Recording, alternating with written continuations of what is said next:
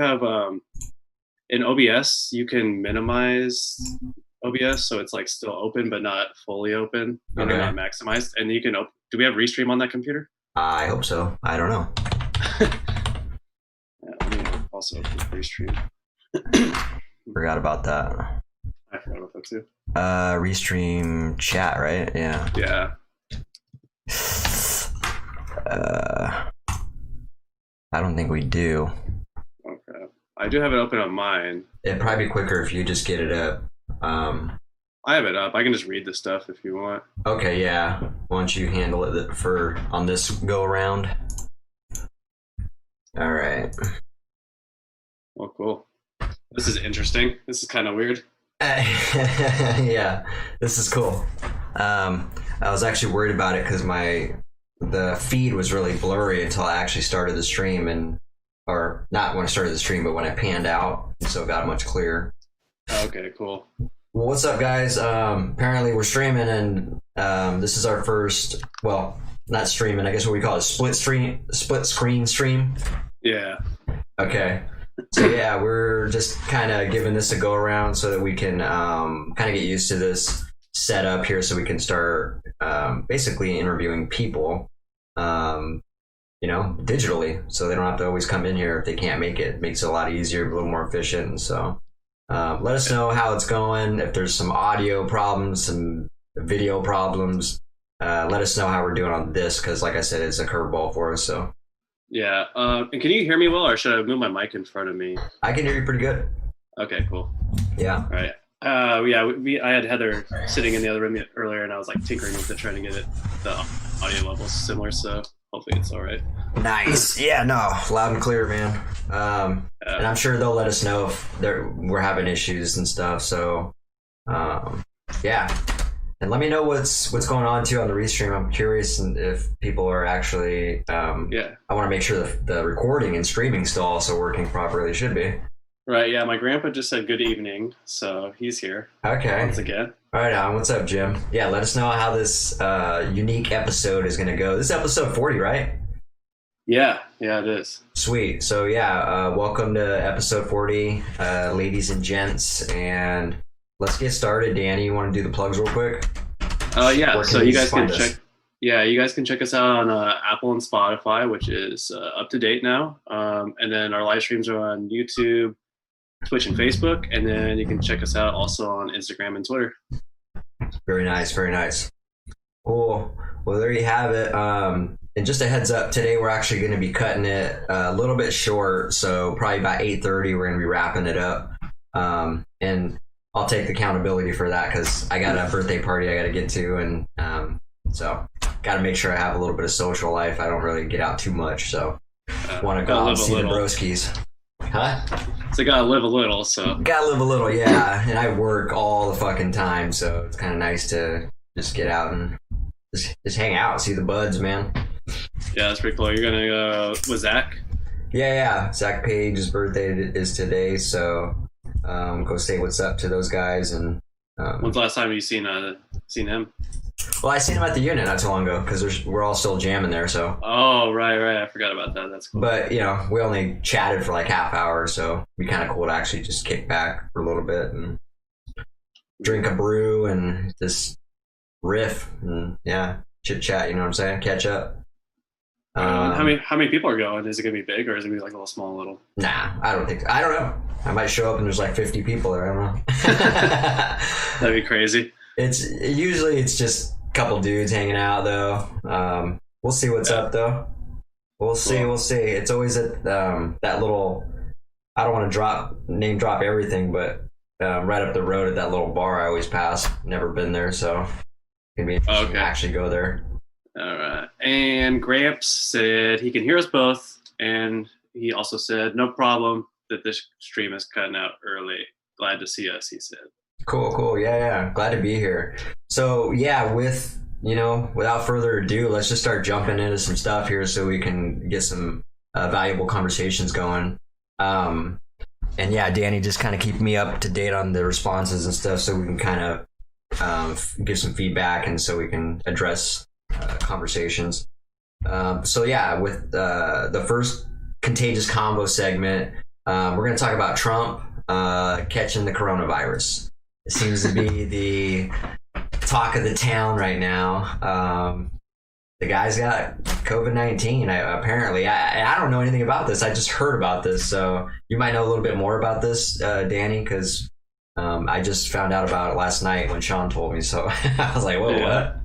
I think it just happened like yesterday or the night before that or something. So Okay. I just think it's kind of funny. I mean, not like I don't necessarily want him to be sick or something.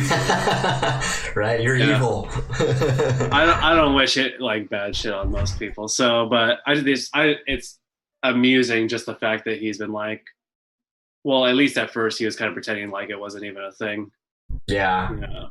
So Yeah, everything comes full circle, right? yeah. It is. I mean, yeah, he did admit though that like he was downplaying the coronavirus too. So yeah. It's pretty ironic, exactly, that it started off with him downplaying it, and then he confessed that it was actually real, and then every time I seen him, he was never wearing a mask. I've never seen him with a mask on. And so it only makes sense that, did you happen to hear that little message notifier? I want to make sure. no. What? Okay, cool. Just making sure. Oh, okay. Because it was probably Facebook Messenger, making a notification sound. I was making sure we're not picking that up. They might be able to hear it. I can't hear it through my end. Okay. So that's all right. We'll have to figure that out next time then. yeah. But yeah, it's kind of ironic that, he's the one that was downplaying it, and now, and by the way, I'm not saying that I'm not downplaying it, because I mean, I'm kind of downplaying it too. Not saying this doesn't exist, but I don't know if I changed my stance, because before I was saying I didn't believe if it was real, I didn't believe it was not real. Now I tend to believe that it is real. It's just not as severe as they're making it be. Better said is kind of the way Alex Jones put it, and I know Alex Jones is a fucking nut. I know that. Has Alex Jones talked about it? Yeah, oh yeah. He's been on London Real talking about it, and I know he's a freaking absolute nut, but he does say some provoking things, and I tend to believe that statement. What he was saying was the coronavirus is real, but the pandemic is fake. And so I was like, I actually tend to believe that a little bit more. Yeah. The thing about Alex Jones, though, is people, get like sound bites of him just saying crazy shit, and they kind of just cut out all the rest of this. It's kind of like David Icke, right? Because David Icke says some crazy shit, but then he says a lot of useful shit. It's kind of the same thing with Alex Jones, in my opinion. Yeah, it's actually really similar. It's a good point. It's not just all crazy talk. It's not like an old man's like off his rocker. Definitely says some stuff that's like, wow, I don't know if I believe that, or what the fuck is he talking about? Yeah, exactly. Definitely a lot of those moments, but there's also some thought-provoking and profound things that they say. It's like, wow, I never thought about that. Maybe so. So I enjoy that. But yeah, I just wonder where does he go from here? Trump. So I guess Trump was admitted to, like, they put him in a military hospital, so I'm sure he's getting the best care in the world. So they're probably getting him like all the antivirals or whatever, the top of the line ones or whatever. So that's like right in the middle of this debate, right? Weren't they going to do another debate? I'm assuming they are going to. So they didn't even get to it then. I wonder what this does for, as far as prolonging it, and what's going to happen next for that. Yeah, I don't know. So my grandpa was saying that it's really sad. It's too bad. They were saying it happened at the White House. They were announcing the new court judge appointments, and then he said it's really hard to believe everything that comes from them in the White House. And he said that there's like 8 people that caught it, and they were all at that appointment for the new judge. So. Oh, and he also said that he heard the little bell for Facebook as well. Oh, okay. Yeah, thanks for that. So we'll have to figure out how to silence that next time too. Mm-hmm. It shouldn't happen too much, but it's still kind of annoying. Yeah. Well, that's cool. Yeah, I mean, there's not much to really say. I mean, he's got COVID-19. It's just more the irony of it is it's sad and funny at the same time. It's like, I'm surprised he didn't catch it earlier. It's been what, 7 months, 6, 7 months, right? It's been 7 months, yeah. Has it? Since the beginning of the pandemic, since it was officially, labeled a pandemic. Yeah. So surprised it took that long. Yeah, I mean, especially like I said, I've never seen the man with a mask on. Yeah, exactly. I mean, he could be like wearing a mask. He's like, fronting, trying to act more brave than he really is, because he kind of comes across as that type of person to me, anyway. Oh yeah, absolutely. A lot of posturing. He's probably like frantically sanitizing his hands right after he gets off camera. He's like the Howie Mandel of politics behind the scenes. He wears gloves and shit. So yeah, it's funny. We'll see. I guess we'll just keep our eyes on this and see what happens to him after this, and where he goes from here, and what this is going to do for the debates and the rest of the election as we get closer here to November. Yeah, and then my grandpa was also saying they gave Trump oxygen at the White House before they took him to the hospital. So, does he have trouble breathing? I guess maybe that's one of the biggest symptoms of COVID-19. It's like fever and shortness of breath. Oh, okay. Yeah, I seen this is kind of a spin-off.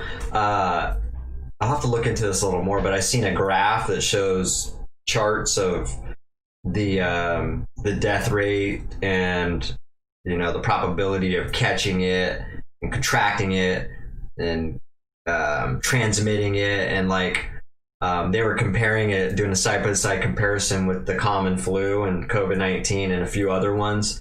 And from what the graph showed, the flu, just the common flu, is much more deadlier than the COVID-19 virus right now, according to the stats. What's interesting is that I feel like it's the flu is more deadly for the average person, but the COVID is probably more deadly for older people, is my assumption. Yeah, could be. Yeah, because you don't see very many young people getting super sick with COVID. I mean, it does happen, but it's most people that get it have minimal symptoms or no symptoms. So yeah, that's true. There's a lot of contributing factors. Exactly. I think those statistics are probably just a non-discriminatory testing, or analysis rather.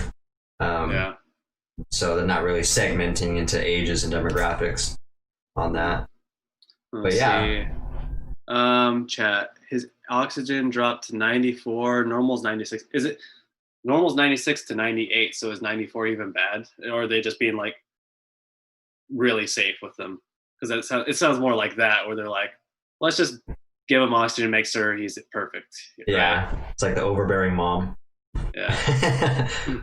And plus, he's high priority. So if anything goes wrong, if he sneezes, they're like, "Whoa, you okay? You okay? Do we need to get you anything?" Sit down, sir. He's like, it was just the flowers, dude. Relax. Quarantine the room. Yeah. Well, yeah. I guess that's all. I don't know. Do you have anything more about Trump? No, I don't know much about it, except that's all I heard. So like I said, we'll just keep our eyes peeled on this topic and see if there's any updates, and whatever unfolds after this, we'll just kind of keep talking about. There is one more. It's not like a direct quote, but he did say something about in the debate, he said something about the coronavirus is starting to go away, and then he got sick right after the debate, which is super ironic. Yeah, it is. That's so weird. There's just a lot of ironic things that are happening lately, it seems like, that I've noticed. Mm-hmm. So it's that's interesting. I'm gonna write this down before I forget. Okay. All right. Okay, so yeah, if we're done with that, let's move on to the next topic. This can actually, I have a feeling we can kind of segment into something else. I just have a feeling it will go into that. So let's just dive right into it. So the viral viewpoint today is going to be about, we're going to call it prosthetic examination ejaculation. That should be a song title, a metal song title. Jesus, what does that even mean? So I'll explain that. I heard on the news there was a gentleman who was getting a prosthetic exam, Oh right, I forgot from a about professional. Apparently, when the doctor, because they go through your anus when they do this, they're checking your prostate that way. When he apparently did that, I guess and it's not very uncommon. I guess this is a common thing. I didn't know this. I've never had a prosthetic exam, so I just heard about it through this story. It's a common thing where some guys will ejaculate. It just stimulates that area really immediately, and it's uncontrollable, I guess, and it happens quite a bit. So right, this is funny. It's like funny and sad too. So apparently the guy ejaculated and he freaked out. He didn't know what to do. I guess he was carrying a gun at the time, which I don't know why people feel the need to carry a gun every fucking where they go, especially to a prosthetic exam. It's in like, the doctor's office. It's like there's some places where you should just leave your fucking gun in the car, maybe. I don't know. I guess you never know when you're going to need a gun, maybe, is the thought process. But apparently he got super embarrassed and like made some statements to the doctor like, hey, no homo. You know, he was getting such a ridiculous he was really posturing, you know, he got embarrassed and so insecure. He got insecure. He shot the freaking doctor. And last I heard, he was gonna make it. He didn't die, thankfully. But yeah, he in fact shot the doctor because he ejaculated while getting a prosthetic exam. So first of all, let's just start with that. Let's just get our thoughts on that, and then we'll kind of see where this goes. I guess let me provide my thoughts on this. First of all, it really ties in with exactly, you said, insecurities. It ties in with embarrassment. It ties in with, I think, masculinity has a huge part to play in this too. Although I don't know, usually masculinity plays a huge part when someone's posturing it is when there's a huge group of people more. You know, the more people that are around, the more it's going to show, and the more they kind of put their chest out a little bit more, you know. But just being two individuals in a room, it's like he was only posturing to the doctor. I mean, and it's a doctor on top of that. I know, it bothered him that bad. But that goes to show how insecure that guy was and how he really didn't want to be considered gay, apparently, or he didn't want the doctor to think that he was getting an arousal or sexual stimulation off of this experience.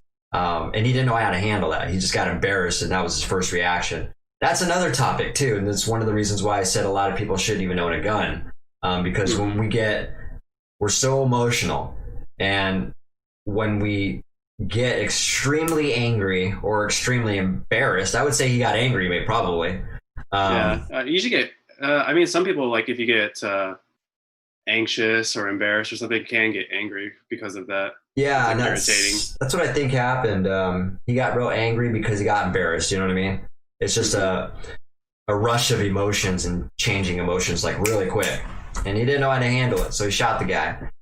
So there's a lot of topics this could really go into, you know, gun rights, masculinity. It really can just kind of branch off into different subjects with this. But what's your initial thoughts, Danny, on this thing? And then I'd like to know what Jim or anybody else's thoughts on this ridiculous event is. Yeah. My first thought is, if that doctor keeps practicing medicine, you know, like he's gonna be warning everyone before he gives a prostate exam. By the way, you might jizz from this. Just letting you know, it's not gay. Okay, it happens. You're not, and right, and there's probably, I imagine there's some kind of gun. He has a metal detector on his door. Yeah, there's some kind of, you know, you can't carry a gun beyond this point type thing from now on, or, you know. Yeah, you shouldn't have a gun in a doctor's office anyway. It's fucking. I don't see a need for it. No, I just don't. I mean, the worst case scenario. I mean, I understand some of the overprotective gun owners, or, you know, like, you never know when you're gonna need it. You know, it could, you know, someone could come in here and stick up the prosthetic exam joint. Or, you know, I don't know. I know, what the fuck. And furthermore, if that does happen, why don't they just use it could be, they could use a prosthetic exam / sperm donor establishment, right? That's just a load going to waste. You know what I mean? They could have capsuled that and cryogenetically preserved it. Fucking like some people would be going there every week, dude. They'd be like, hell yeah, dude, let's go. So that's silly, man. That's funny. You know what? It made me think about how surprising that there's still people that are that homophobic. I mean, I know they exist, but like living in Washington, we don't see very many homophobes up here. Yeah. So, well, probably.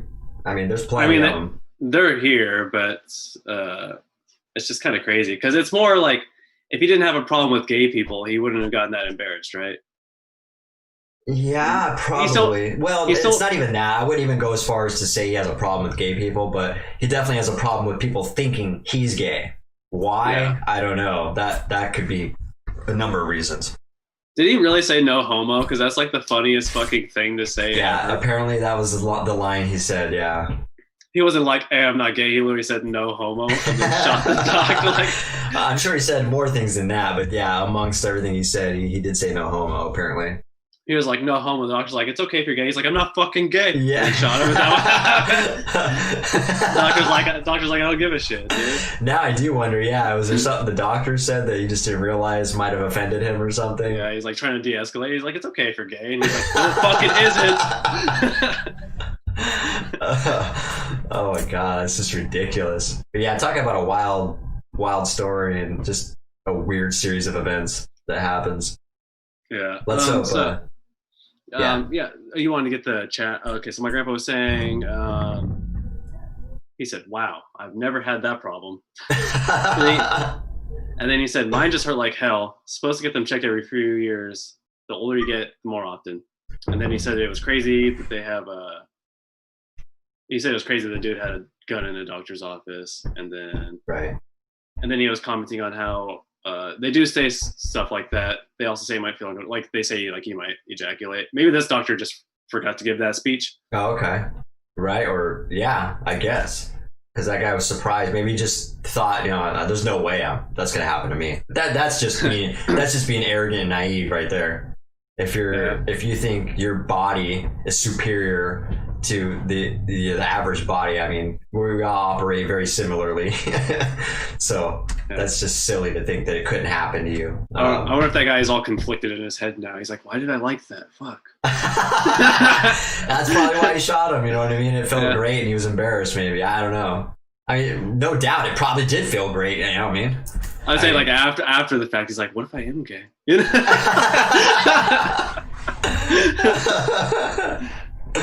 Oh man, I wonder how he feels about it after the fact, if he has remorse or, you know what I mean? I'm curious to know if he immediately regretted it or, I mean, he's definitely facing some charges.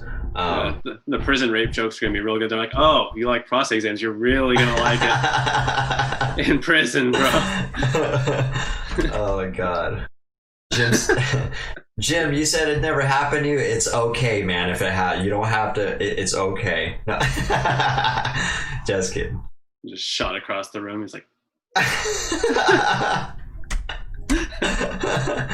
like, whoa, dude, easy there. Oh, that's funny. Yeah. And then he said that the guy has mental problems or something. Maybe he might have just. I don't know if he had mental problems. He might have just been really insecure. I don't know if that's a mental problem.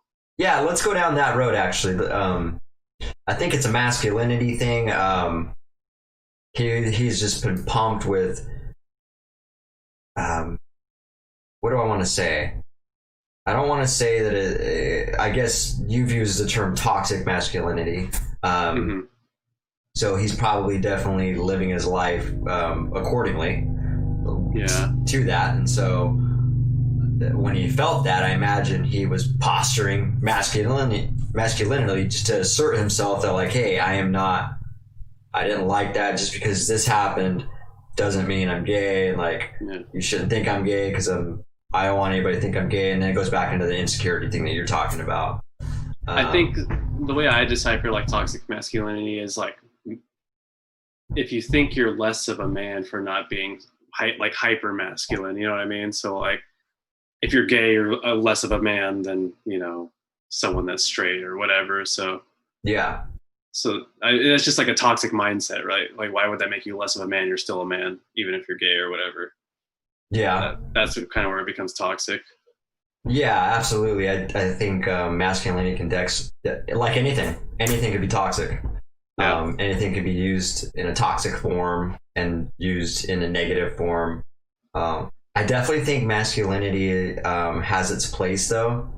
And so I think there's a lot of misconceptions about masculinity where the common masculinity can easily be put in a box of being toxic. And that stuff's kind of annoying to me. Yeah, it has a negative connotation because you can be masculine and very confident and whatever, be a straight strong man and still be like, hey, I'm cool with gay people and I believe in equal rights for women, all this stuff, and it's not toxic. You're just a masculine person. That's perfectly fine. Yeah, yeah, absolutely. And so yeah, we can. There's actually, that was one of my things. One of these times is talking about a little bit more about masculinity. And so we don't necessarily have to do that right now, but there's just a couple people that I wanted to review some statements because they had some interesting, very thought-provoking statements that they made. And so I think it's a great way to get into that conversation of masculinity. Yeah, I mean, we can. I think we have time. What other topic? We only have like a couple more segments, right? Like one or two. Yeah, we do. It's only 7:30 right now, so. Yeah, I guess I was just hoping to actually review them before we actually talked about it, so we can always revisit this conversation, I guess. Okay. But okay, so one of the people that really, so I actually referred to it. I don't know if you remember one of the books that I showed on one of the podcasts. It's Stefan Arnio's. What did it say? Hard times create strong men. Right. You remember me presenting that? And I believe your response to that was actually toxic masculinity. And I think you also furthermore said that the reason you thought that, well, you didn't say you thought that technically. You said that you think people might think of it as toxic masculinity because it had the word men in there. If I remember right. You know what? I did say something about that, but I was saying that I didn't believe it was. I remember saying that, like, I don't believe it's toxic. I was saying other people can interpret it that way, but they're fucking snowflakes. I don't think they should. Like, I could think back on that now and be like, who even cares? Because well, the ironic thing was that book was for men. He made a book after that for women. You know? Yeah, I can't remember the title of it, but there's a book he made specifically for women. And so there's a lot of value. I haven't even read the book yet, but I always hear snippets of him on Instagram and stuff. And the man's dead now. He just passed away a few months ago. But oh, that's right. He's got a lot of valuable things regarding masculinity, and he talks a lot about how important it is for children, but especially boys, to have a father and a masculine figure in their life. And so that, I think there's a lot of truth to that, because thinking about my own life, and again, everybody's different, I understand that, but I think for the majority, I have a suspicion that he's pretty right about that. I grew up without a dad, and so I was always kind of looking for a role model. I never found it in my stepfathers. I got along with them as after I grew up. I never did when I was living with them. Even Jim? No, not when we were living together. No, it was after my mom got divorced with Jim, and then after that, he would maintain visits with us, and I had more respect for him then because he stayed as a father figure in my life, and he had no incentive to do that. He didn't have to. He didn't. What? Well, he was not the father of any of you, right? So he was just a stepdad. His stepdad, yeah. And That's so, actually really cool that he stayed around then after the fact. yeah, it was really cool of him, man. He was a really solid individual, and it took me to grow up a little bit to realize that. I wish he was alive still, because I think he died when I was 20. He was only like 50 something, right? He was like mid to early 50s. Yeah, and he's just a really solid individual, man. And so like I said, I thinking about that now, I'm kind of upset with myself that I didn't grow up quicker so that I could actually spend some real valuable time, more valuable time with him, because we did. After that, we had a lot of valuable time. He would, our thing was movies. He was big into sci-fi, so was I. So whenever the newest sci-fi movie would come out, Star Wars, Star Trek, he was a huge Trekkie. So Star Trek was his thing. And we would go watch a movie and then go eat. And then he'd go back to Ellensburg, because that's where he lived, and he was going to school. And when we eat, we'd talk about, like, you know, he's actually having valuable conversations with me about what I wanted to do with my life and things like that. And like, no one ever talked to me like that. So I really appreciated that about him. And so at that point, I was kind of looking up to him a little bit more. I was, you know, I seen him making steps, you know, going to college and stuff. Although I think that's not a very good choice, in my opinion, going to college in your later years. I think there's better routes you can take to be more successful now. But I still value the guy, and, you know, he had very good intentions. And so, but my point being is, and again, talking about Bob, he's my next stepdad. That sounds bad, right? My next stepdad. But love you, Mom. But he basically, yeah, we didn't get along at all. And then it also took me growing up to value. I didn't realize, but I actually picked up some good work ethics from him, just seeing how he was a workaholic, and that. From Bob? Yeah, absolutely. That guy. I guess that is true. Huh? Yeah, he does work a lot. Yeah, he's a huge workaholic. He gets up early and just starts working in the shop on stuff. And then even before that, he would work really hard at work and then come home and work as well. And I seen that, and I was like, this man does not stop. He's working in the house all the time. He's just working and always improving stuff. And so I was like, that's pretty cool, you know what I mean? And I think in some way, and even my brother Milo, I looked up to Milo quite a bit, you know? So, and I learned a lot of work ethic from Milo too. Milo's an extremely hard worker. Yeah. So I was just constantly looking for someone to look up to. If I had a father figure always in my life, it would have been more solidified, and I would have a little more guidance. So because I was looking for that father figure, I had no guidance. I didn't know where I was going. And furthermore, I was being parented almost by my friends who were posturing masculinity 24/7. So What did I do? Join the club. Like, if I didn't posture masculinity, or if I came off as anything less, I wouldn't fit in. And as a kid, you really want to fit in. Yeah. So I think there's a lot of truth to that statement, you know what I mean? And then kind of diving into what Candace Owens said about posturing masculinity. She was using examples of, you know, like war.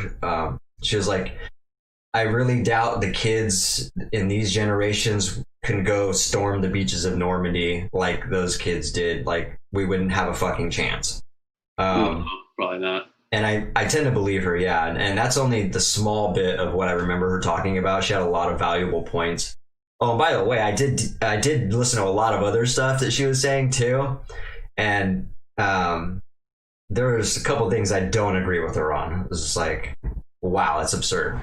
And we'll get into that later. For one, she doesn't believe in climate change. I thought that was fucking ridiculous. Oh, yeah. Okay. Yeah, on the Joe Rogan podcast, they were riff-raffing on that, and Joe Rogan was just kind of eating her up on it. And he was? Yeah. I'm glad because Joe Rogan has like a tendency to like, just like, not always, but a lot of time he'll just kind of go along with whatever someone's belief is. Yeah. On the podcast, even if he disagrees with him, he'll be like, oh, okay, all right, and he doesn't like kind of give he that definitely feedback. Let her have it, man, and like put her on the spot and shit, and she really didn't have much of an explanation for it, and so she came off as really arrogant on that topic. Like, because her explanation on that, and we're kind of go in a different direction, but just real quick here, she long story short, she basically said she just doesn't believe. So you know how I was saying about COVID-19 that I didn't believe it or not believe it? Yeah. She was saying she didn't believe it, but she didn't know why. And Joe Rogan was kind of saying, like, normally when people say they're committed on one side, they have some kind of fact or something.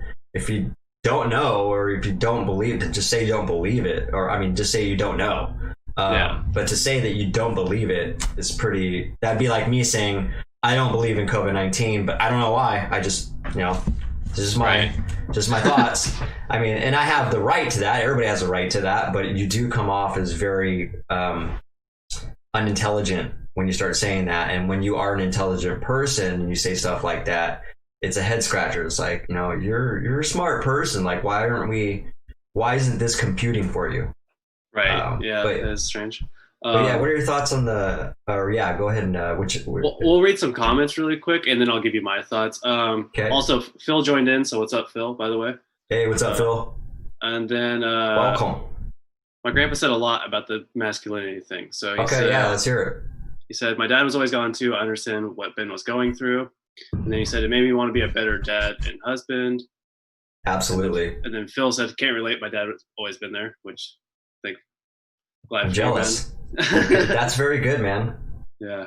And then my grandpa said, I was always looking up to my older brother. He was 10 years older. That's where I may have gotten my masculinity from. It's not right up until he passed that I forgave him. Something about, okay. And then my grandpa said, I think you turned out okay, Ben, because you were talking about not having a father figure and whatever. And I turned out okay? Yeah, that's what he was saying. Oh, yeah. Thanks, man. I appreciate that. And then he said, I'm proud of you. And he said, you've always been there for Danny, me as well. So. Oh, right on. Yeah, I appreciate that, man. That means a lot. Yeah, that's cool. Yeah, I kind of used, just to respond to him really quick, I kind of used much like his experience, much like your experience, rather, Jim. I took that lack of experience and applied more of it to my life. It's the same thing you said. I never had a dad. Well, my stepdads did the best they could, but I never had a consistent father figure or just anybody to look up to, just not a role model. And so I'm definitely that for my daughter. She can count on me. She can depend on me. And she just knows I'm not going anywhere. And furthermore, I've already had the death talk with her. You know what I mean? She's 7 years old, and I've already explained to her, like, sweetheart, I'm not always going to be here. And she got a little sad when I explained it to her, but I did that for a reason, because I want her to value the time that we have together. And so I think it's very relevant what you're talking about. Like, you take those experiences. There's two types of people. You either replicate what you saw and you went through in your own life, or you make the change and you use that as a template of what you don't want your life to be like, or what you don't want your child's life to be like, whatever you apply it to. So yeah, it's really relative. And the reason to respond to why, and I appreciate you said that, I turned out okay. The reason for that is because even as an adult, I'm still looking for role models and mentors, but now it's evolved. The type of people that I'm trying to look for guidance are highly successful, highly just good people in general. You know what I mean? I didn't know who to look up to or what I wanted, or, what values I was looking for in an individual to be a mentor for me, I guess. And so now I got a lot of clarity on my mind and my life. It's a lot easier for me to choose who I want to associate with, and who I want to guide me, really. So, yeah. Well, what say you, Danny? What are you? Yeah, I mean, mine's kind of similar, right? Because I kind of didn't get along with my stepfathers too much, and my dad was kind of in and out. So I kind of have, I think my thoughts are that you do need a father figure, but I think it's really important. We should, as a society, be trying to get like good masculine, like we were talking about, being comfortable being a man, but having good values and stuff, and teaching that to your kids. your boys to have something instead of just being like, oh, you have to be the manliest man or you're a fucking pussy if you're not like that or whatever. And like just learning to deal with your emotions. Cause like, for instance, like my stepdad, for instance, he took care of me just well. You know, I had a roof over my head, always had food, always had clothes and all, yada, yada, yada. But like at the same time, he had an anger problem and wasn't really good at expressing his emotions. So it was really hard to look up to him for that reason. Cause it, you know, like the anger was like, made me kind of resent being around him sometimes. Yeah. You know, and then like my dad was like kind of the opposite of that, you know, where he's like not very angry at all ever, but he's like in and out and kind of not consistent. So it's, you know, I never had like someone that was like fully well-rounded to kind of look up as a role model for me as well. So I understand what you're saying, but you did a better job of kind of learning from that, where I kind of was like, woe is me, I guess, you know, for a long time. Yeah, you weren't really looking for anybody. It sounds like you're not really seeking, you know, some guidance, I guess. Yeah, yeah, and I feel I don't know. But you were craving it. I think we all crave it.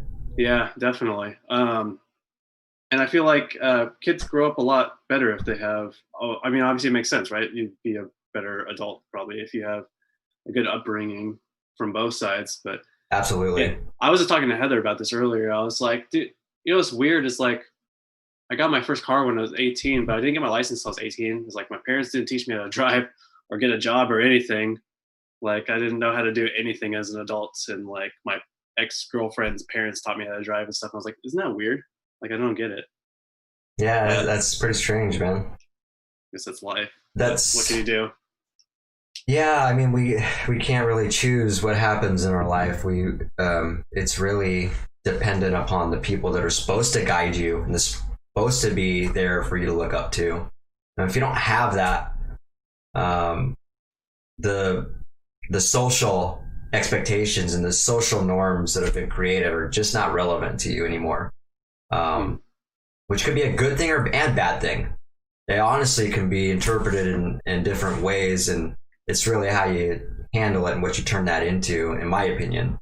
And you know, that can be said about a lot of things, just any negativity in general.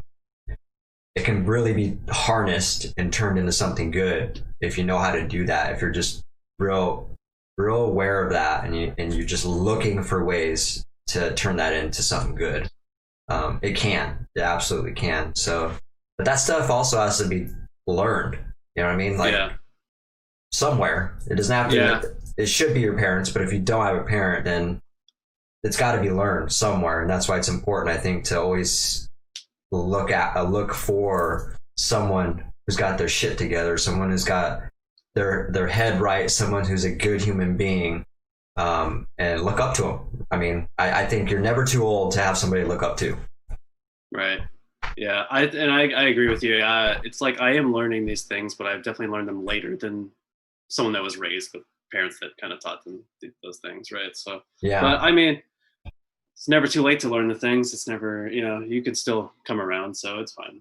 Exactly. It's never too late to learn these things, and you're never too old enough to get guidance. So those two things combined can really help a person. Yeah. If you're looking in the right place, don't get confused and, you know, get a mentor that postures toxic masculinity 24/7, because then that's what if that's what you want, then you're gonna stay on that path of, you know, being that way. Nothing good is gonna come out of it, and unless you think that's the way life should be, a happy life should be, and that's how you want to live your life. And then that I just kind of feel sorry for with people, because I don't know. Going back to your stepdad though, Danny, like, you know, the way my suspicion with him is, you know, I don't know his background as far as being raised. Mm-hmm. I think his dad was always there. As far as I know, his dad was always in his life. And I just don't know what that relationship looked like. I have met his dad. His dad seems like a very good individual, very solid guy. But no one can tell us what it was like for him growing up except him and his father. Right. He might have been a different person back then. You know what I mean? Yeah, true. Somewhere along the line, my suspicion is that he he's seen the masculinity thing being postured so much that he reverberated that and he echoed it and he projected it, and he probably thought that was normal. He probably thought that's a way to be secure. You know what I mean? I don't know. I've never had that conversation. That's a deep conversation to have with some people. But and I don't know if he ever would have that conversation with us. I'd be interested to absolutely talk to him about something like that. But you're right. The reason why people get angry and they can't deal with their emotions is because they were just never taught. Like these are skills. Like your brain is like a workshop, and you're constantly trying to get the tools to handle certain situations, how to handle certain emotions, how to, you know what I mean? Because things get thrown at you all the time, and you're going to need a certain tool for every situation. And if you just don't have the tools there, you default. And you default to whatever you have been taught or what you see or what you know. And it's not always the best thing when you default. Yeah. I don't, the only thing I've really heard about like how his parents were is I heard one time that it was like Christmas, like, was it last Christmas or it was like last Thanksgiving they were talking about it, but I think it was for Christmas. They were talking about how his mom got angry one time on Christmas and like threw the Christmas tree across the room or something, but they were like laughing about it like it was funny. I guess it's kind of one of those things when it's so many years have passed, you kind of fucking laugh about it. But I'm wondering if he learned that kind of behavior from his mom opposed to his dad. Who knows? But like his dad seems pretty chill for the most part. Yeah, I can't imagine his dad doing anything like that. So it's weird. Like again, people change. You know, he could have been a different person. I don't know. Exactly. But the laughing about situations like that is just, it's one of two things. It's either because it genuinely is funny. Okay, let me get through this. So it's either because it genuinely was funny or because those people laughing did not know how to handle that situation emotionally. Did not know how to process. Coping mechanism. Exactly. They did not know how to process that. But you're saying they were laughing about this telling the story now, or they were saying they were laughing about it at the time it happened? Telling the story. So I think they're looking at it in hindsight and being like, that was ridiculous and laughing about it. Because it probably wasn't funny at the time then. No, I would imagine not. Probably not. Christmas is supposed to be a happy time. And I imagine if someone's going that far in anger, it must have been something serious happened. You know what I mean? Mm-hmm. So, yeah, I don't know. Again, these are just things that I don't know. I would like to have conversation. I know, your stepdad. I know him very well.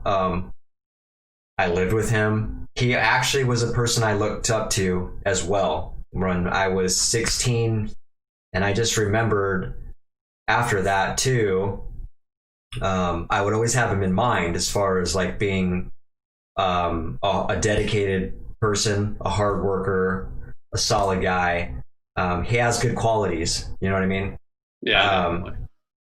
And I value that. He's definitely a good family man, but it sounds like there's just some things he didn't know how to handle emotionally. And I know this for sure because there's been times, you know what I'm talking about. There was that one instance where you already know what I'm talking about. I know which one you're talking about. Where and we laugh about it now, but again, it was not funny at the time. No, I was like, what the fuck when that happened? Yeah, I mean, there was a lot of shit being thrown around in the room, and like I was in the middle of this, and I was like, I can't deal with this. I was like, we need to have you come out here and you talk, and we all came together and we talked it out, and actually it ended up being a good night. But it wasn't happy at first, and so but yeah, so he's a good guy, he's a good man. I think we all need tools. Me too. You know what I mean? Like, I don't have all the fucking tools in my toolbox. And that's what I'm doing in life. Like, my life is trying to learn more, trying to get all the tools, all the skills, everything I possibly can until I die. Like, I'm never going to stop learning. Yeah. You know what? I think another thing for my stepdad with the anger thing is just because he joined the military at 18, and I feel like there's a lot of that in there. The yelling in the boot camp and be like, blah, blah, blah, blah, like he does that shit. You know what I mean when he gets angry. So. And that being said, I think the military can do a better job of separating. You know, I think a lot of them posture toxic masculinity, as you called it. I think there's definitely a lot of that, even coming from commanders, your what do you call it, COs or whatever. Is that commanding officer? I think so. I think so. So I think there's just a lot of that, and there's nobody in that industry that's willing to say like, hey dude, like kick the fuck back. Like maybe we should learn how to deal with some emotions like a man, not posture, put things off, or you know what I mean? I think that should be taught a little bit more in these testosterone filled environments, you know? I think there's a huge lack in that. And I'm not saying be a snowflake or be soft. I'm saying, and by the way, you can have moments in your life where you are soft. Like there's moments when I'm with my daughter and she can absolutely make me soft. Like, for the most part, I am kind of abrasive to her because I want her to know what the life is going to be like. I don't want her to be set up for failure. I don't want her to be surprised when life knocks her down on her ass. I want her to be able to get the fuck up and power forward through this. But that being said, I'm not a complete dickhead to her. You know what I mean? Like she can really get me soft, man. If I see my daughter crying, that immediately just drops my shield and anything. Like I'm like, what is going on right now? Like that's my full attention when that happens. It's a dad thing, right? When your kid starts crying, you're just like, okay. I absolutely hate that, man. And when my daughter cries, usually it's something serious. My daughter's not known for crying for no reason. I was about to say, I don't even think I think the only time I've heard her cry since I've even lived here, I've lived here now for 8 months. 8 months. I think I've only heard her cry one time when she got hurt. Yeah. But not over anything emotional. I haven't heard her cry over anything emotional. So when she does cry about some emotional stuff, I stop and I listen. She has my full attention. My daughter's mental health is huge for me. It's one of the most important things in my life, if not the most important thing. She is my most important thing in my life. So when that happens, I'm just like, everything stops. I'm like, what's happening here? Let's are you okay? Like, what can we do to work through this? But yeah, since are we missing some chats here? I don't want to get too far ahead here. Let's see. They're kind of. Oh, here we go. 1 second. Snakes joined in. What's up, Snakes? By the way. What's up, Snakes? And then I'll see you tomorrow, bro. You guys doing band practice tomorrow? Yeah, we're gonna have a little practice and a little get together. Right. Yeah. He said, Ben, you have always been someone I look up to as far as handling life and being a hard worker. And then he said, and then Danny is like, I appreciate that, man. And then Danny is like the badass uncle that takes you skating and teaches you how to play scales. I would teach you how to play scales. That's right. Yeah. And then Phil and my grandpa were mostly talking to like ask personal questions about like which stepdad are you talking about and stuff. So I was like typing to them. But then my grandpa said, "Go ahead and cry. Getting hurt, cry is different to me than I am soft." Wait, you're not soft when they're emotional, but you're soft when they're like in pain, physical pain. I feel like that's backwards, right? Is that what you're saying? Yeah, I mean, unless I read it wrong. Getting hurt, cry is different to me than I am soft. Unless he's talking about getting hurt himself. I don't know. Okay. Hard to know the context of that sentence. Yeah. What about your real dad, Danny? You talked about him a little bit. What did you learn from him, or what did you not learn from him, as far as masculinity goes? My dad wasn't very toxic with me. I mean, he would like pick on me, but kind of like in a joking way, if that makes sense. Like like I knew he wasn't being serious, but it would just be more annoying. Like it wouldn't actually like hurt me in the long run. It was just more annoying. Um, but Yeah, I remember him being a ball breaker for sure. yeah, he was just kind of like that. He's just kind of like being that annoying person. But like in terms of like anger or like trying to be like a manly man, my dad was never really like that. My dad was like never afraid of like being soft around me or being emotional. Um, and from what I've heard, my dad had an anger problem when he was younger, but I've never seen that from my dad. Hmm. Okay. For me, it was just my dad was never consistently there or like tried to, you know, contact me as much as I feel like a father should. So, but you know, it is what it is. So that, yeah. So that, I mean, you probably just, he hasn't been around enough for you to even learn anything from, really, then. Yeah, not really. And then that being said, it probably has a huge part to play in what we were talking about as far as seeking out, either you're going to seek out some guidance or a role model, or you're just like, fuck it, you know? It sounds like, I don't know, which path did you go down? Or is it I went down a lot of fuck it for a long time, and now I'm kind of like trying to get it together. I guess you've always been kind of like a role model to me, but also you work harder than I really ever want to work. At least you work so hard, man. You know, like I like working hard sometimes. Like, you know, I've sat there like, but I have to be really invested in what I'm working on. Like if I'm like really invested like in music or art or like skateboarding or something, I can do that for like 6 hours straight. You know what I mean? Whereas it's like something I don't enjoy doing, it's really hard for me to like just buckle down and do it anyways, where like you'll persevere through that. Yeah. You know? Yeah, it is definitely something. Again, I learned how to do that from your stepdad, my stepdads, my brother.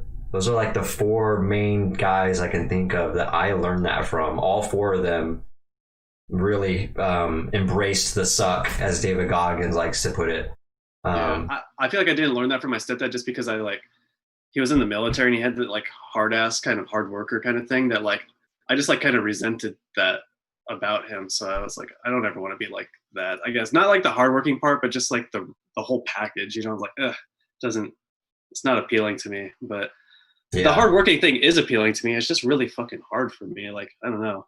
Yeah, it's definitely a skill, right? It's a skill and a tool, exactly. You just don't have the skill and the tools yet to get yourself through that. And everybody works differently too. There's something that there's just ways of doing it, you know. It's hard to explain, but a lot of it's mental ways, really. You know, there's multiple variations of how to do that. You can think back on, first of all, you got to accomplish some shit, which, you know, you probably have. You've accomplished some stuff. So you got to think about that. That's one way of doing it. When you're in those hard fucking times, think about the moments you actually accomplished a lot and what it took to do that. You know what I mean? That's a great way to uplift yourself and persevere. Or remembering like worse moments. You know what I mean? Like, this is nothing compared to this. I've done this. You know what I mean? Right. That's a skill, that's a tool. But there's plenty of those that you could put in your arsenal.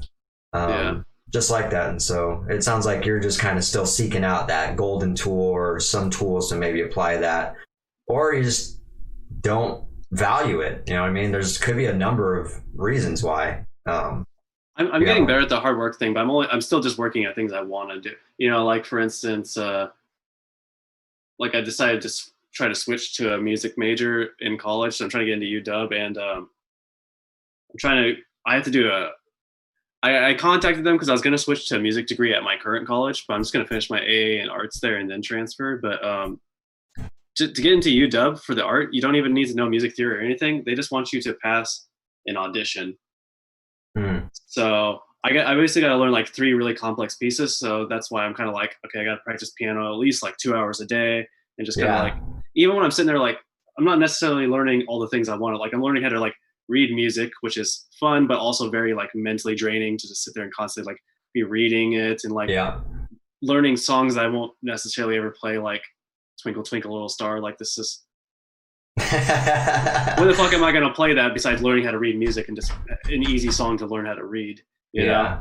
So I had like, it's definitely different than like just grabbing a guitar and just jamming out for 3 hours. It's like sitting there and like doing this hard like mental work for 3 hours is pretty draining, honestly. It's kind of weird, but Absolutely, man. That's a topic we'll talk about another time, but that's a whole topic about problem solving all day, or what we're really talking about is just using your neocortex of your brain, which is just focusing for that period of time. Yeah, that's the part of your brain that that's the problem solving part of your brain that takes up the most energy, that takes up so just real quick here, there's three parts of your brain. It's the croc brain, the midbrain, and the neocortex. The croc brain doesn't want to send anything to the neocortex because it is so draining. So the croc brain wants to just that's your primitive part of your brain. The caveman back in survival days, they just want to,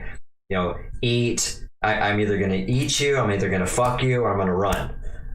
It's that simple. And so if it gets past the croc brain, now you got to use your neocortex, and that's like the part you're using when you're like, a good example of that is like driving.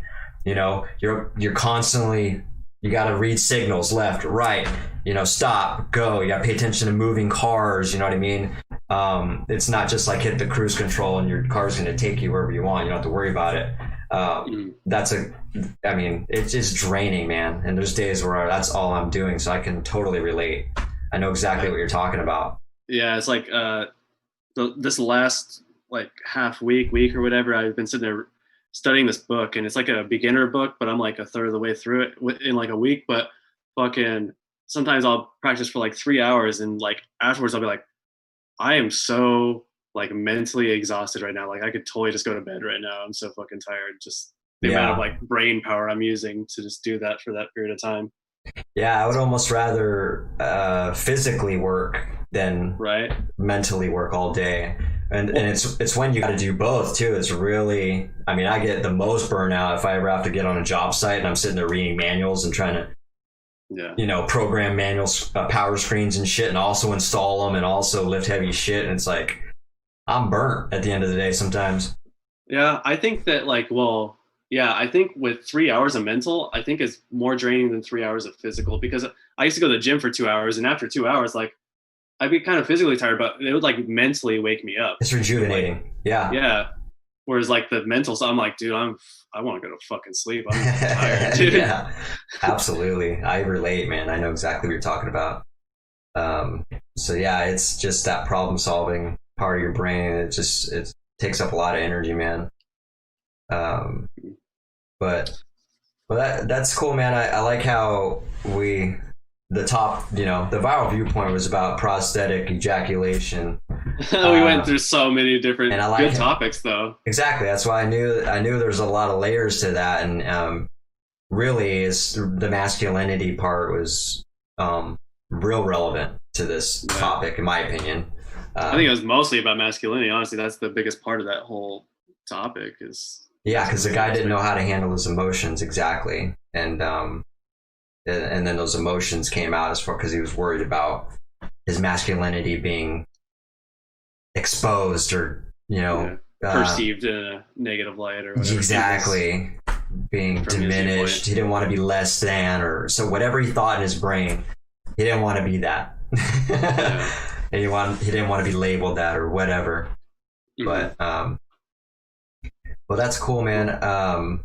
We got some comments. So my grandpa, it's all my grandpa again, but that's cool.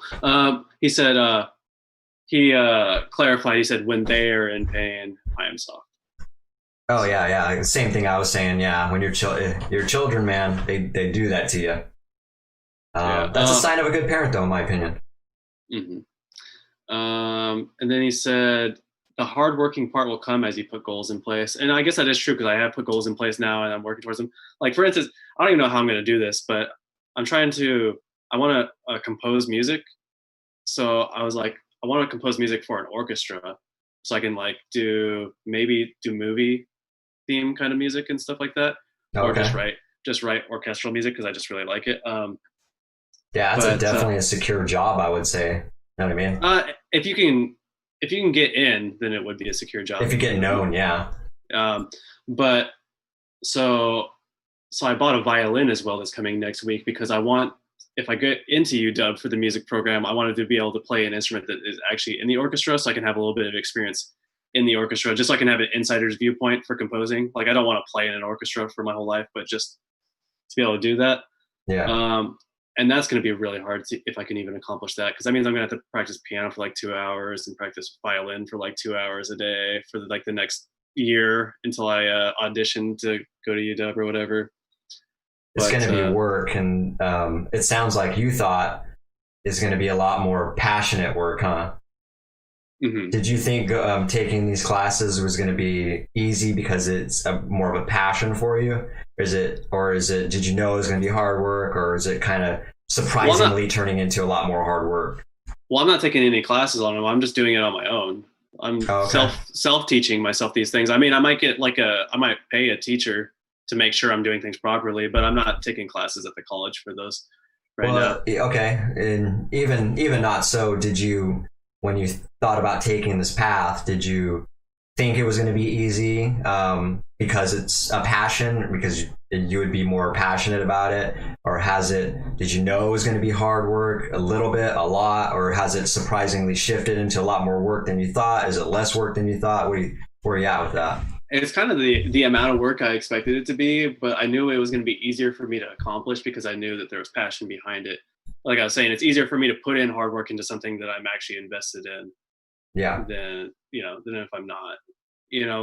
Like some college classes I take and I have 3 hours of homework, I'm just like, fuck my life, Whereas like, even if I know I'm going to get mentally exhausted from playing the piano for 2 or 3 hours, I'll still do it anyways, just because I'll enjoy doing it, even if it is exhausting. Nice. But yeah, I know it's going to be a lot of hard work. It's going to be a lot of time investment, but it'll be worth it in the end if I accomplish my goals. Yeah, absolutely, man. Most times it is worth it. Anything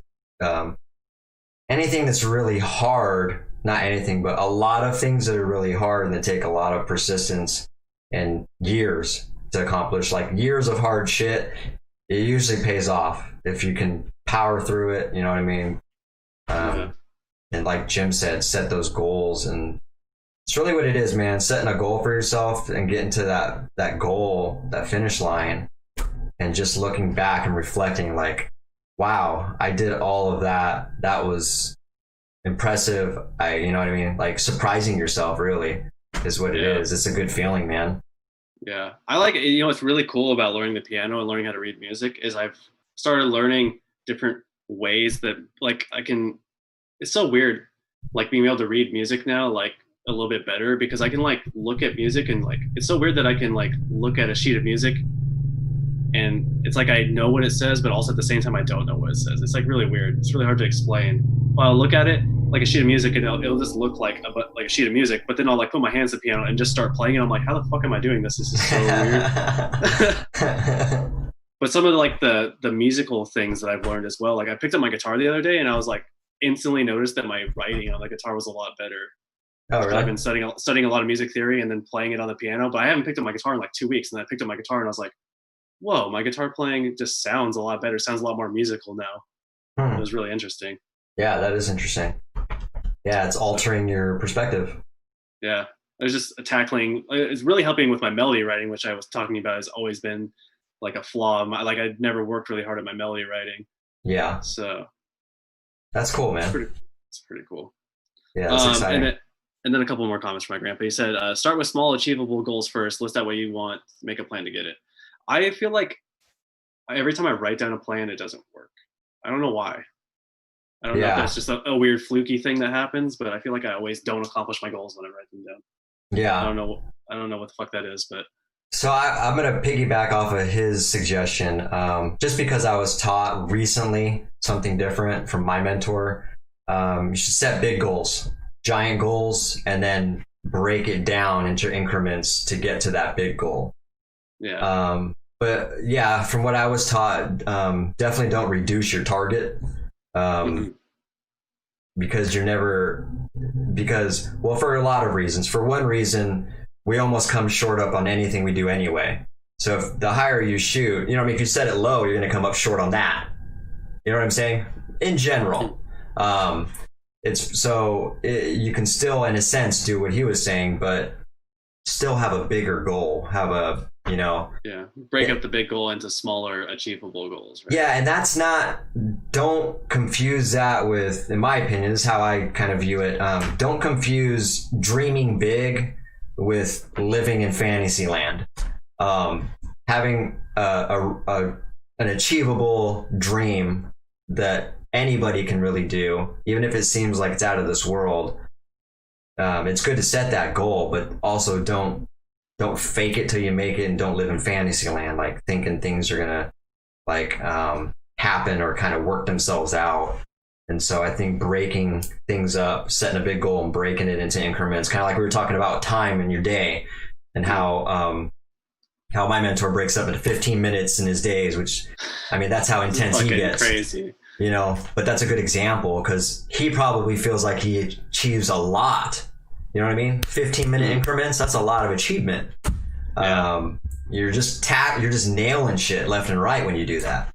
And like, I can kind of relate, because I don't have my time mapped out yet. I should get that anal about it, but it's kind of hard with my day, because it's not organized the way I want it just yet. When it does, though, I'll be able to organize into more increments like that and do it that way. But just having a 2-page list of to-dos on it, and then at the end of the day, I'm able to cross off a ton of shit. I cross off as I'm done with it. I'll revisit it a couple hours, and I'm like, oh, I did that. Cool. And then now I have a sheet full of cross off shit, and so what I'll have to do is transfer all that shit that's left over onto a new page, and now it looks a little bit less, but then I got to add more shit to it. And so it just seems like it's constant, but that's a good feeling, man. Just chipping away at stuff is a really good feeling. Yeah. Well, the way I've done it is I already know my goals, because I contacted UW and asked them about getting in, and they said, we just expect people to be able to do an audition on their instrument. And then they gave me like a list of different types of stuff to play for it. So I've already picked out the songs that I want to learn to audition with. I know how hard they are, but I also have smaller things. Like I already bought 5 books, and they're all kind of different levels of books. I bought a 3 set of books. It's level 1, 2, and 3, and it's about 500 pages total. So I'm just going to work through those. And then I have some that are just finger exercises and stuff like that. So I'm just going to work through all of that, and then I'm going to learn the hard pieces after I'm done with all that, which, I mean, I've already a third of the way through my first book, and I've had it for like less than 2 weeks. So nice. I just keep putting the hard work. We'll get there. Heck yeah. But that's cool, man. I think we'll probably get back into this conversation as far as masculinity goes after we kind of review some. Yeah, definitely. It's a people's really viewpoints, and there's a lot of viewpoints. It is a good topic. Yeah, I think it needs to be talked about a little bit more. So since we are running a little bit short on time, let's get into I guess the rants. But before we get into the rant, I want to talk about the guy that seen me in the Fred Meyer parking lot. So I was walking into this kind of completely. We're switching gears here. So I was walking into the Fred Meyer. I heard this guy like, "Hey, excuse me." I turn around and there's like a guy like a block away, like, I would say, 100 feet away. He's like jogging towards me and stuff. So I stop. It's me and Malia. And he's like, hey, do you have Jesus in your life? Or something like that. It's like, yeah, and I'm a very upfront individual. I was like, yeah, I'm like agnostic, what you call it. I mean, I don't believe in Jesus, or I don't not believe in him. That's kind of just my negligence into looking into it and this is where I'm at with it, dude. And I was like, I grew up Presbyterian. I went to church quite a bit as a kid. I went to preschool at a church. But lately I just haven't been into it. And he's like, oh man, he's like, and he's talking about things, and he's talking about, it doesn't matter. You know what I mean? It's not religion. It's a spiritual thing. Like just understanding that we're all going, it's all about us coming together because we're all going to the same place, whether it's heaven or this or that, you know what I mean? He's like, that's really what it's about. And so he had a good little talk with me about it. I'm open-minded. And then he asked me he's like, is it okay if we pray? And I was like, it kind of took me, I was taken back a little bit by, I was like, because we were literally right in front of the doorway of the main entrance of Fred Meyer. And so the first instinct was like, do I care what these people think if I'm going to be praying right in here? I was like, you know what? Fuck it. Let's pray, dude. Yeah, I'm down. And so we prayed, and, you know, he said a nice little prayer for me, and Malia was there. I was like, Malia, you want to pray with us? And she was all shy. He was like, no, I don't want to. And so she just kind of huddled up next to me while me and him just bowed our heads, and he was praying, and he was, you know, he's saying things like, we thank you, Jesus, like help Ben, find guidance in you and this and that. He was really doing a nice little prayer for me, and then he just, he didn't even, he told me what church he was going to, but they're not open right now anyway. But he really didn't have incentive to leave me with anything. Like, he didn't, he left me a little card, but there was no church, it's just a random scripture on it. Right. So what I'm trying to say is he had no incentive to do that, which really surprised me. So regardless of me believing in that and me just, maybe amusing him for the prayer, I really appreciated the fact that he just stopped a guy in the middle of nowhere and just shown some love, basically. And so that surprised me. I was like, that's really cool, man. And I was kind of shocked by that. I was like, even though I don't believe necessarily in Jesus, I really appreciate that type of personality. I really appreciate that approach. We really need more people like that in the religious sector, right? Because religious people get a bad rep because of the crazies, the extremists of their groups. Yeah. He had such a Christian name too. His name was Xavier. I was like, that's a solid name, man. You're right, though. We do need that, and that's why I was surprised. I was like, whether it's religion or whatever it is, like, just being friendly is so, in general, it's really hard to get that. I mean, we get shit. I just went shopping at Fred Meyer right now. It was the worst time to shop there because I was like, it was like the day before Super Bowl vibes. Like, everybody is packed in there. I was like, what is going on right now? Well, then I looked at the calendar. I was like, oh shit, it's like the 3rd. I didn't think about that. Everybody's getting welfare checks and all shopping at the same time. But there's a lot of rude people, not just rude, just no acknowledgement. They won't even, there's no polite, even just being simply polite has been fucking almost eradicated now. I feel like it's so rare just to excuse me, just to say excuse me is like crazy now. Like, you don't even get that from people. You know what I'm talking about. And you're going to Fred Meyer's busy, people are just cutting you off left and right. It's like, who the fuck raised these kids? It's insane to me. So it's rare. I lose my mind every time I'm in Fred Meyer. Yeah, and you're right. We need more people like that, man. I like I said, I really enjoyed that experience. It's the first time I prayed since, I only pray when I go to a funeral. So outside of that, that was really the first time I prayed since I was, a child in church. So it was kind of nice. It was just nice, just in general. It's not nice because it led me to believe in God more or anything like that, because it didn't. But it was just a nice experience. So thought that was cool. Thought I'd share that with you guys. It's just something that doesn't happen all the time. You know what I mean? Yeah, that's a nice story. Honestly, I like it. So that's cool. Yeah, it was cool. I liked that. I walked away feeling good about it. So I was like, that was really nice of him, huh, Malia? He was like, yeah. Why did he do that? And I was like, that's why it was nice. Like, he just did it because he was just being nice. Yeah. So it's just real surprising. Like I said, it's so rare to have that. People want something all the time. It's just, what can I get from you? You know what I mean? Whether it's physical or just extracting information from you, what can I take away from this? Right. That's a turnoff, man. It's a huge fucking turnoff to me. Mm-hmm.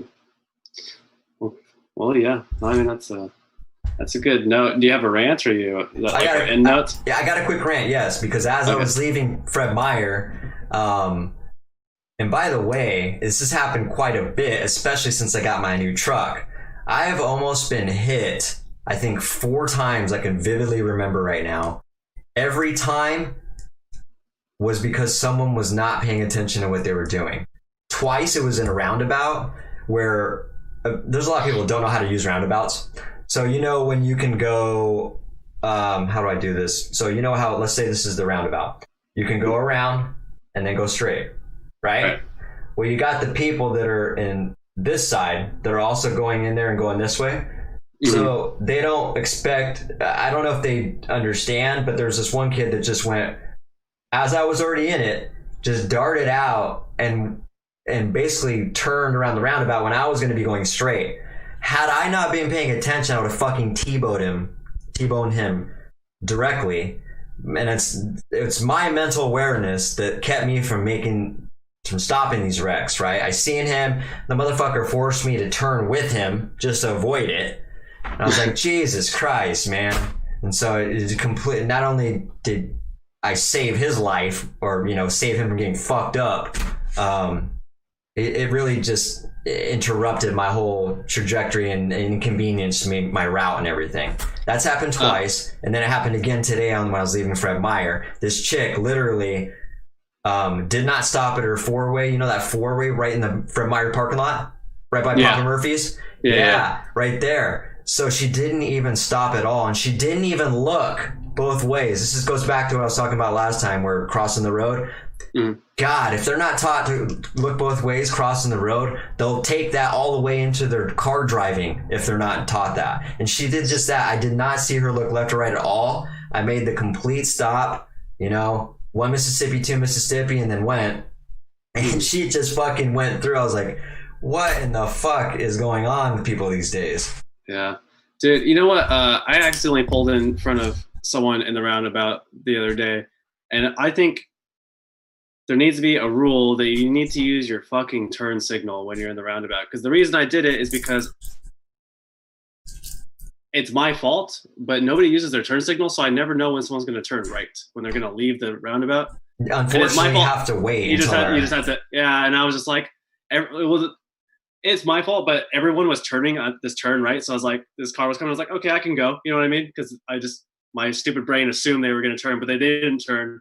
They kept going. I was like, oh shit, and I had to speed up real fast to try to get the fuck out of their way. Well, the thing about you though is it sounds like you knew you were in the wrong. I 100% was in the wrong. I can guarantee all these 4 experiences I'm thinking of, just by the reaction, they either didn't think they were in the wrong, or this is what I tend to believe what it was, they're just fucking oblivious. They don't know the laws of the road. And so I don't know, man. That's unsafe in itself. You know what I mean? Just being the oblivious pedestrian is bad enough, but now the oblivious pedestrian is in a car, and now they're jeopardizing other people. Yeah, I've had people incorrectly use the roundabout before and honk at me for using the roundabout correctly. I don't know if you ever had that happen to you. I've been going around the circle and someone comes up and they have to stop like they're supposed to, and they'll fucking honk at me. I'm like, why are you honking at me? I don't fucking get it. I hate those people too. That happened to me, not in the roundabout, but when I was merging on the freeway, right? So I was merging into the third right lane, right? Coming from the right side into it. And there was a lady in the middle lane, and I had my turn signal on. She thought I was going to merge directly in front of her in the middle lane and cut over a lane. I wasn't going to do that. And she fucking laid on her horn a long time. I was like, wow, lady. I was like, you're fucking way overreacting right now. I was like, I wasn't even going to get in the fucking turn lane, all right? Give me a chance to turn off my turn signal when I'm in the fucking lane. People are just, either they don't know how to drive or they're just way too overly concerned. And then, the real cautious driver is also very dangerous, in my opinion. I mean, there's a medium. Both ways. Yeah. Exactly. If you're way too safe at driving, you're liable to cause a wreck, and if you're just way too reckless, you're liable to cause a wreck. You just need to understand the laws and then just be aware of what could happen and take a little precaution. That's pretty good middle ground right there, I think. Yeah, definitely. All right. Grandpa's saying night. I don't know if he's leaving, so night, Grandpa. Hey, good night, Jim. Good having you. And that pretty much sums up you have any other last words? No, man. No, I think in light of me, like I said, I'm gonna go hang out, go say hi to the buds. And so this is probably a good time to wrap it up. We had some good conversations here. Yeah, we did. And so I like that. The viral viewpoint was really thought provoking. A lot to chew on. So really appreciated that talk. Okay, guys, yeah, check us out on Apple and Spotify, Facebook, YouTube, Twitch, Instagram, and Twitter. All right, yeah, and so thanks for joining us and tapping into the conversation and contributing, guys. Philip, Snakes, Jim, anybody else who's been watching, and if you watch this show later on, I also appreciate the views. So share it up. You know, if you're on any of those platforms, give us a like, subscribe. More importantly, share our page. Like, we really appreciate when you do that because we're trying to get some momentum. These conversations that we're having, I think, are very valuable for everybody. So if you share it, in turn, you're contributing too, in my opinion. So yeah, help us get these conversations out so we can get a lot of different viewpoints and some feedback from everybody, because that's what we like. But yeah, that being said, that wraps up episode 40. We'll see you next Wednesday for episode 41. So have a fantastic weekend. And until then, keep it viral. Keep it contagious. Later, guys.